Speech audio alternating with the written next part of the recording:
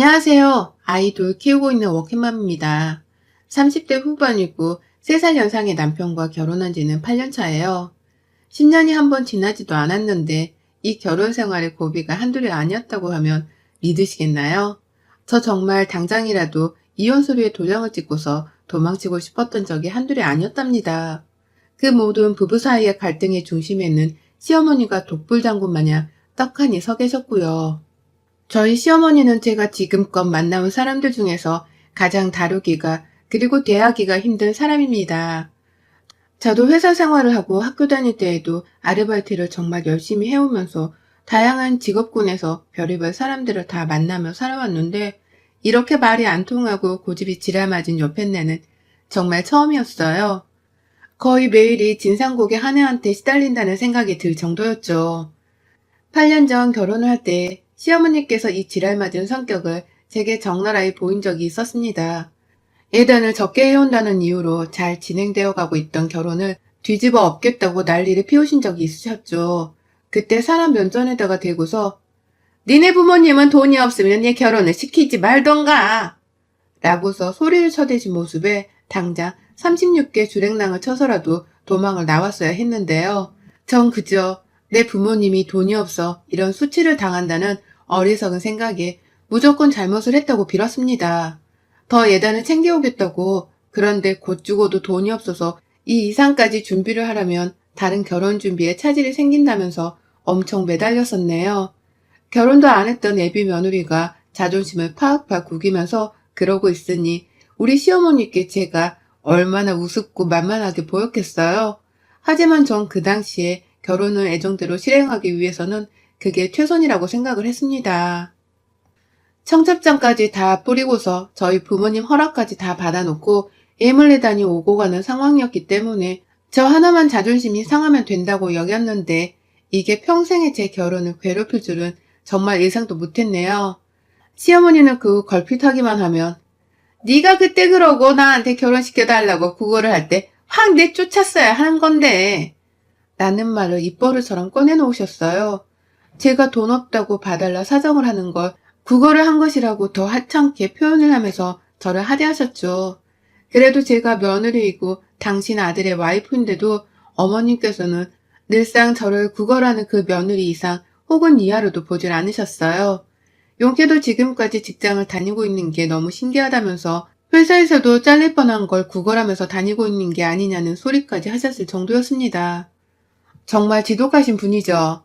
그런데 이런 사람을 저는 급기야 합가까지 해가면서 함께 살았어요.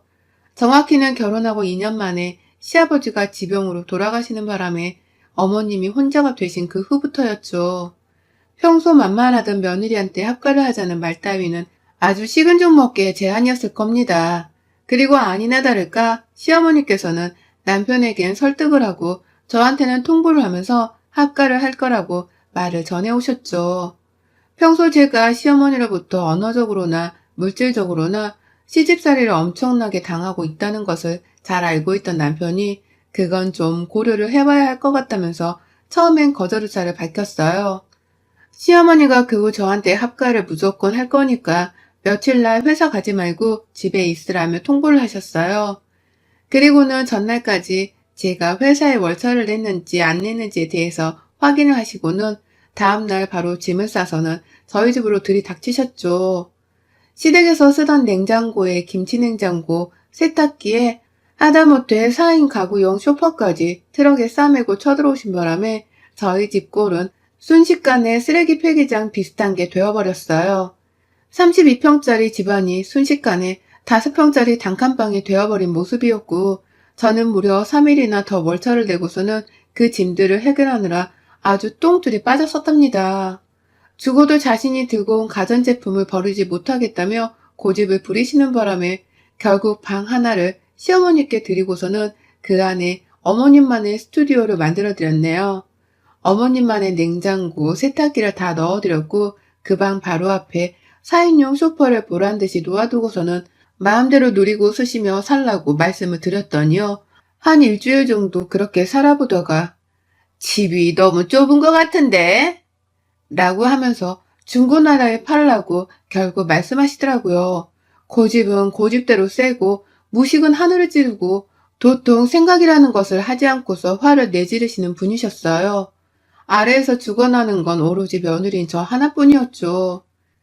그렇게 어처구니가 없게 합가가 불현듯 시작이 되었고 저는 애들을 낳고 키우는 사이에 시어머니까지 챙겨드리면서 정말 지독하리만큼 1분 1초가 모자란 직장맘의 삶을 살았습니다.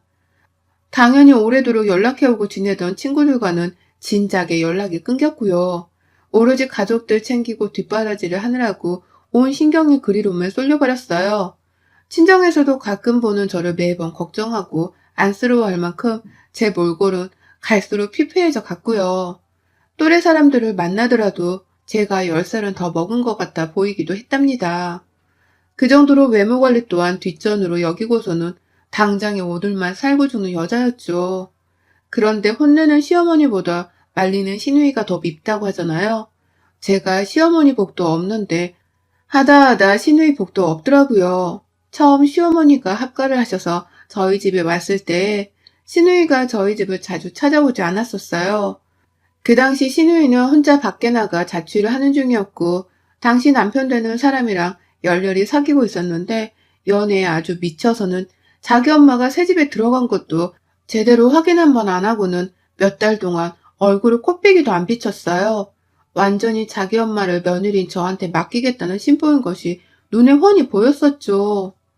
아무튼 그렇게 며느리인 저한테 자기 엄마를 떠안기고서는 나몰라라 하더니만 시어머니랑 합가하고서 딱 6개월 정도 되면서부터는 저희 집을 자주 오더라고요.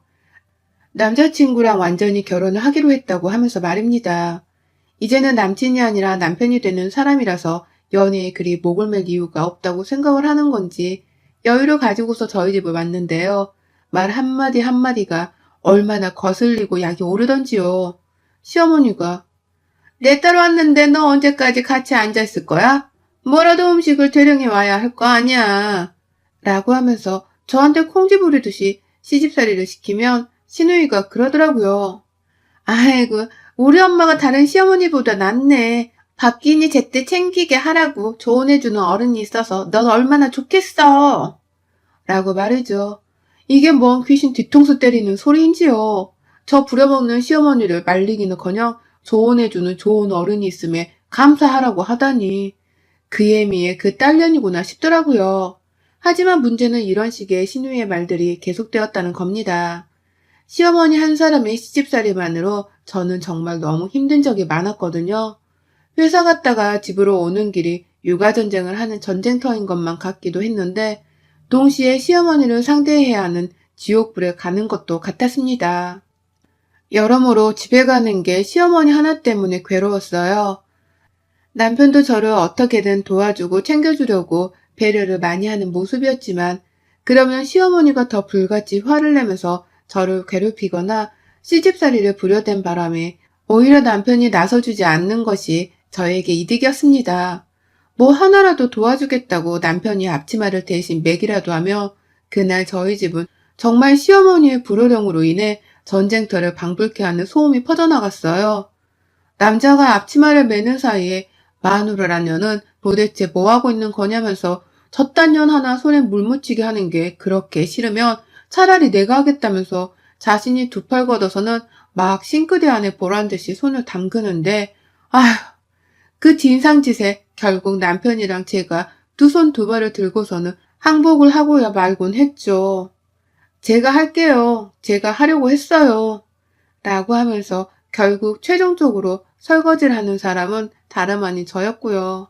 그리고 이런 짓은 시누이가 집에 왔을 때에도 계속 되었고요.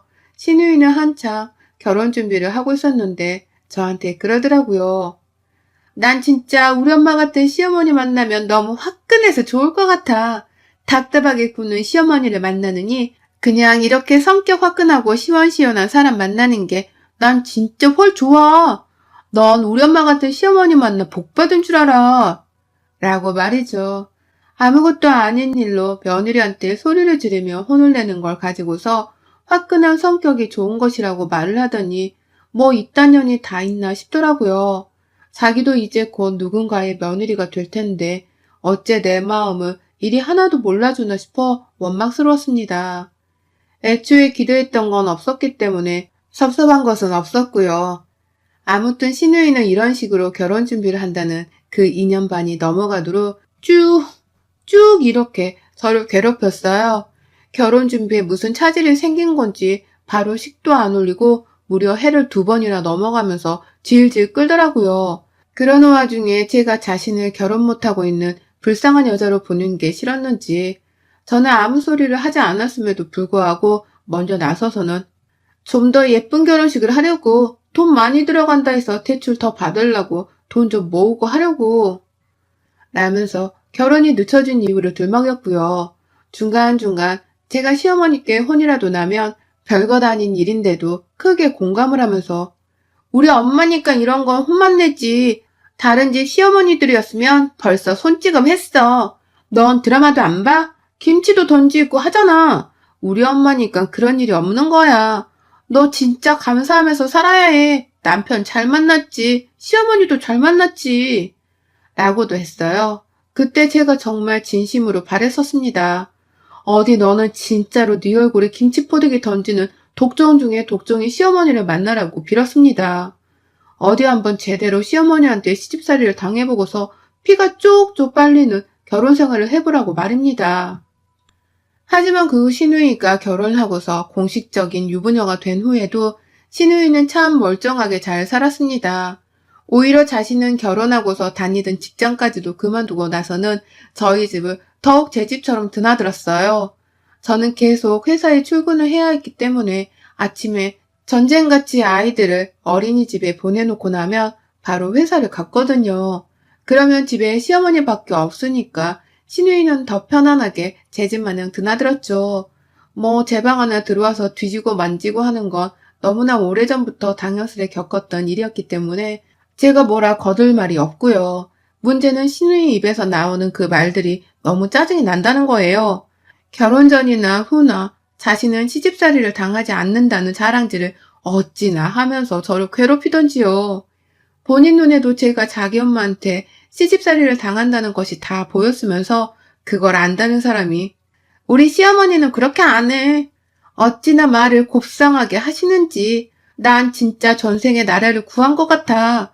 넌 전생에 나라라도 팔아먹었니? 라면서 저를 바짝 약올렸죠.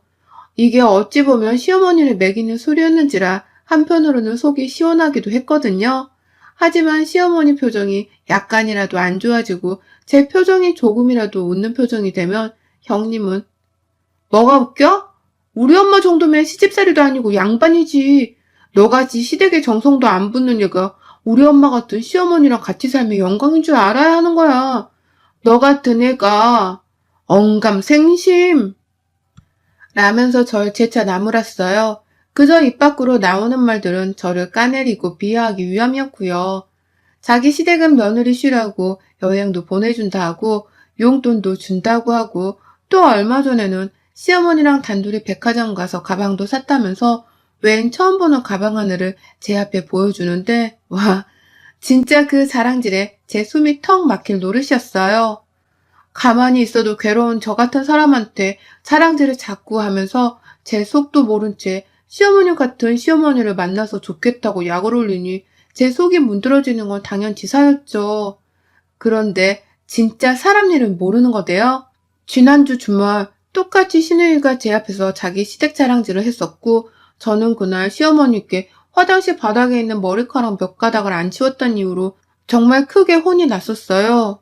어느 정도냐면 시어머니가 하다 급기야 제 머리카락을 잡으려고 하기까지 했다니까요. 제가 잠시 듣기 너무 거북스럽고 힘들어서 눈을 질끔 감았더니 시애미 앞에서 말 무시하는 거냐고 소리를 치시면서 말입니다. 그 바람에 저는 저대로 숨이 막혀 눈물이 나오려는 상황이었고 시어머니는 제가 얄미워 죽겠다며 계속 욕을 쏟아붓고 계셨는데요. 주말부터 저희 집을 찾아온 신우이년이 또 그러더라고요.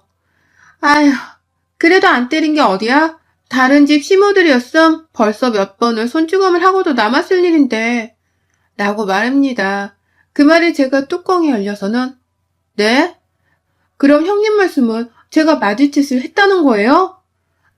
라면서 결국 참지 못하고 눈을 치켜뜨며 말을 했는데요. 그 바람에 시어머니는 자기 딸한테 화를 낸다면서 더 역정을 내며 소리를 치고 시누이는 시누이대로 뭐 저런 버릇없는 년이 다 있냐면서 둘이서 아주 노발대발을 하며 저를 닥달하는 바람에 전 결국 방 안으로 얘들을 데리고 들어가서는 문을 잠그고 피해 있다가 남편이 잠시 외출로 들어오자마자 애들도 내버려 두고 집을 나갔어요. 애들이 너무 밟히고 남편도 저 뛰쳐나가는 모습에 충격을 받고서는 제발 집에 돌아와 달라고 하루 내내 연락을 하더라고요. 그 바람에 눈 딱 감고 다시 집으로 들어갔고 딱 하루 걸린 저의 첫 가출이 그리 끝이 났습니다. 신우이는 그 사이 남편이 화를 낸 건지 이미 자기 집으로 돌아가곤 없었고 저는 잠시라도 친정에서 눈물 콧물 다 쏟아내며 친정 가족들한테서 위로를 받았었어요. 그게 정말 큰 힘이 되었죠. 그러고 집에 와서는 거의 시어머니랑도 일부러 마주치길 피하면서 제 딴엔 정말 보기 싫다며 열심히 피하고 살았네요. 시누이는 아예 제 집안에서 말도 꺼내기 싫었는지라 남편에게 절대로 집에 오게 하지 말라고 아주 신신당부를 했습니다. 하지만 시누이가 그년이 다시 제 집을 찾아왔습니다. 그것도 한밤중 꼭두새벽이 이미 넘어간 밤 12시 반에 말입니다. 다음날 출근을 해야 했던 저희 부부는 당연히 애들을 데리고 이미 일찌감치 잠이 든 상태였고요. 시어머니도 아침잠만 없으실 뿐 밤에는 잠을 잘 주무시는 분이어서 모두가 잠들어 있었는데 시누이가 차마 그 새벽에 남의 집 문을 두드려댈 수 없었는지 제 핸드폰으로 전화를 한 거예요. 그리고는 아주 소곤소곤한 말로 나 지금 집 밖이야. 얼른 나와서 문 열어. 라며 명령질을 하더라고요. 그 꼭두 새벽에 전화를 한 년이 어디다 대고 남의 집 문을 열어주라 마라 명령을 하는 건지. 그 황당함 자체인 상황에 저는 잠이 홀라당 깼고 남편을 깨워 같이 나가볼까 하다가 뭔 일인지 하도 이상하다면서 일단 문 밖을 나가봤어요. 그리고는 문에 달린 구멍으로 밖을 내다봤는데요. 세상에, 저 진짜 제 두 눈을 의심했어요. 구멍 속에서 보이는 시누이의 모습이 아주 개판이더라고요. 얼굴 한 면이 죄다 시뻘겋게 물들어져 있던 바람에 제가 놀라지 않을 수가 없었어요. 이게 피인가? 설마 누구한테 맞고서 피를 흘리는 건가? 싶은 오만 생각이 다 들어서는 문을 열어주겠다고 저도 모르게 인간적인 본능부터 먼저 발동을 했습니다. 그리고서는 시누이가 평생토록 저한테 했던 짓거리들을 까마득히 잊은 채 이 불쌍한 년을 도와주겠다며 현관문을 여는 그 순간 역 같은 김치 냄새가 아주 화염방 마냥 훅 하고 제 코를 찌르는데 그제서야 알겠더라고요. 신우년 얼굴과 몸까지 뚝뚝 떨어져 흘러내리고 있는 그 시뻘건 액체의 정체가 무시무시한 피가 아니라 김치국물이라는 것을 말이죠. 그러고서는 내 집에 들어오겠다고 현관문을 같이 잡아당기는 신우의 행동에 저는 또다시 인간적인 본능으로 그 손을 막아냈습니다. 저 또한 순식간에 문을 제 쪽으로 잡아당겼고요. 문을 닫자마자 바로 신우이한테 전화를 했어요. 신우이는 밖에서 아씨, 야, 너씨 죽여버린다 라는 식으로 오만 협박성 말을 꺼내면서 문을 당장 열어달라고 소곤거리고 있었습니다. 하지만 저는 그 말에 대답을 하지 않은 채 현관에서 전화를 걸었고 신우이가 곧장 제 전화를 받았어요. 아니나 다를까 또 욕을 짓거리는 그년에게 나랑 싸우고 집 나가게 했던 거 잊으셨어요? 사고 한마디 없이 어디다 대고 남의 집에 그 꼴을 하고 찾아와요? 내가 그 정도로 만만한 거예요? 잘 들어요. 그딴 식으로 할 거면 나도 이제 이판사판이니까 다시는 내 집에 사고 없이 찾아올 생각 마요. 사람이 도리가 있어야지 뭐 저리 천박해? 라며 시원시원하게 내뱉었어요. 새벽이었고 잠을 깨웠다는 사실에 더 신경질이 나서는 저도 막 그냥 생각이 나는 대로 신우이한테 말을 질러버렸습니다. 그랬더니 신우이가 조금은 이상해졌어요. 아니, 아주 많이요. 그렇게 절 약올리고 무시하고 시어머니 편들고 괴롭히는 재미로만 살아왔던 여자인데 갑자기 흐느끼기 시작하더라고요. 그 독종인년이 제 앞에서 우는 소리를 들려주기 시작한 겁니다.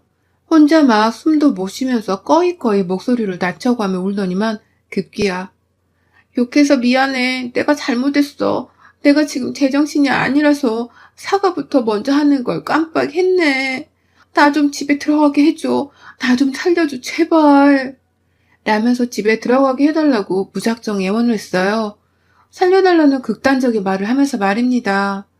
누구한테 쫓기기라도 하나 싶어 퍽 마음이 흔들렸지만 그간 그 오랜 시간을 괴롭히며 제 숨통을 조여왔던 신우이에게 자비란 없었습니다. 군자의 복수는 10년도 짧다고 하던데 저도 지금 이 순간이 인연에게 복수를 할 수 있는 절호의 기회라고 생각을 하니 절대로 놓치기가 싫었어요. 그리고는 신우이한테 말했죠. 뭐 시어머니한테 김치포기로 처맞기라도 하셨어요? 라면 실시 쪼개버렸어요. 그러자 신우는 이야, 이 여자 입에서 무슨 대답이 나온 줄 아세요? 너? 내가 어머님한테 김치로 맞은 거 어떻게 알았어? 야, 나 진짜 죽는 줄 알았어. 가뜩이나 결혼하고 하루도 안 쉬고서 우리 집에 찾아와 나 괴롭힌 걸로도 모자라서 네가 우리 엄마 모시고 산다는 소리를 듣더니만 너도 그렇게 해보라면서 짐 싸들고 들어온 게 벌써 2년이야. 매일이 지옥이어서 집에 있을 수가 없던 바람에 내가 니네 집을 자주 찾아온 거야. 나 한 번만 봐줘. 넌 누구보다 내 맘 잘 알잖아. 나 좀 들여보내줘. 오늘도 혼나다가 김치에 손으로 빵까지 얻어맞고는 도저히 더는 못 참겠어서 나온 거야. 나 좀 제발. 라고 하면서 말을 하다가 몇 번이나 감정이 복받쳐서는 우느라고 제대로 잊지를 못하더라고요. 평상시에도 집으로 무작정 찾아와서는 우리 시어머니가 저한테 한 것처럼 신우이한테도 시집살이를 당해왔고 그렇게 살아오다가 벌써 합가를 하고서 산 지가 2년이 되었다니. 이 소리를 단 한 번도 제 앞에서 한 적이 없었고 오히려 시집살이를 당하는 저를 괴롭히며 살아왔던 신우이였는지라 전 정말 기가 막혔습니다.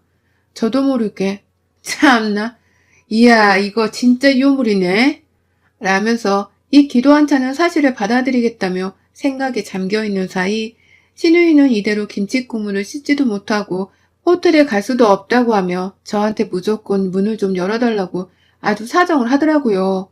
무조건 이 집에서 김치 국물을 씻어내야 한다는 마음가짐으로 말입니다. 그러면서 그제서야 저한테 실토를 했습니다. 내가 그간 너무 독하고 못되게 굴었지 내가 네 처지를 알면서도 너를 이해해주기는커녕 그냥 난 더 잘 산다는 모습만 보이고 싶어서 그래서 너한테 못되게만 굴게 된 건데 나도 내가 왜 그랬는지 모르겠어. 우리 엄마는 아직 아무것도 모르니까 나 그냥 조용히 들어가서 씻고 얼른 잠만 잘게. 애들 방에서 꼽사리 껴서 잘게 응? 라고 말이죠. 그간 오히려 자신의 암흑 같은 사생활을 감추기 위해서 제 앞에서 더 못되고 얄미운 말을 하며 지내왔다고 하는데 그걸 변명이라고 하는 건가 싶더라고요. 집 필요할 때만 찾아와서는 이리 도움을 요청하는 간사함이라니. 이제 와서 다 미안했다면서 제가 받은 상처를 정당화시키려 하다니. 그러니 저는 더 이상 참을 수가 없었습니다. 이대로는 절대로 신우이가 자신의 과거를 정당화시키게 내버려둘 수 없다며 문을 열었어요. 그리고는 신우이의 그 김칫국 묻은 얼굴에다가 제 손으로 직접 신우이 뺨을 내리쳤습니다. 그리고는 신우처럼 소곤거리면서 말을 했죠. 이게 어디다 대고 이제 와서 용서를 빌어? 네가 한 짓거리를 용서받고 싶으면 네 엄마 데리고 평생 내 눈앞에서 꺼지던가. 아님 너라도 제발 내 시야에서 사라지라고. 달린 주둥이라고 아무 소리나 짓거려? 확 주둥이 찢어버리라. 라고 하면서 한 달을 더 때리겠다며 제 손을 더 치켜 세워 들어올리니 신우이는 그게 무섭다고 지레 겁을 먹고선 어깨를 움츠리더라고요. 아마 자신의 시어머니께도 늘상 그런 식으로 맞고 혼이 났는지라 버릇이 들린 듯 했습니다. 결국 신우이는 찔끔거리더니 군말도 못한 채 입을 다물었고 저는 그런 신우이를 양껏 노려보다가 보란듯이 문을 닫았어요. 화장실로 곧장 들어가서 제 손에 묻은 마른 김칫국물을 닦는데 와 기분 묘하대요. 나를 그렇게 약올리고 괴롭히던 신우이가 정작 시집살이를 당하다 못해 김치포기로 싸대기까지 맞아가는 독종 중에 독종 시어머니를 대하고 있었다는 사실이 믿겨지지 않아서 말입니다. 그날 신우이는 결국 자기 엄마한테 자신의 모습을 보이기 싫었는지 더 이상 제 집 문을 두드리지도 않고 연락도 하지 않았어요. 뭐 혼자서 쪽팔림을 무릅쓰고는 호텔이라도 찾았겠죠. 호텔에서 들여보내줬는지는 모르겠지만요. 아무튼 인생사 세옹주마라는데 신우이가 시집살이를 당하고 사는 며느리였을 줄이야. 내 시어머니보다 독한 시어머니를 시어머니로 모시고 살고 있을 줄이야. 이제 보니 전생에 나라를 구한 건 저이고 나라를 팔아먹은 건 신우이인가 봅니다.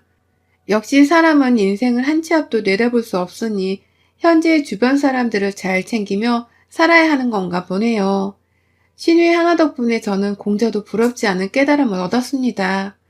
저의 유쾌한 이 사연이 지금쯤 시집살이 혹은 신우이살이로 괴로운 며느리분들께 소소한 즐거움이 되었기도 바라봐요. 여러분의 생각은 댓글로 남겨주세요. 오늘도 시청해주셔서 정말 감사합니다.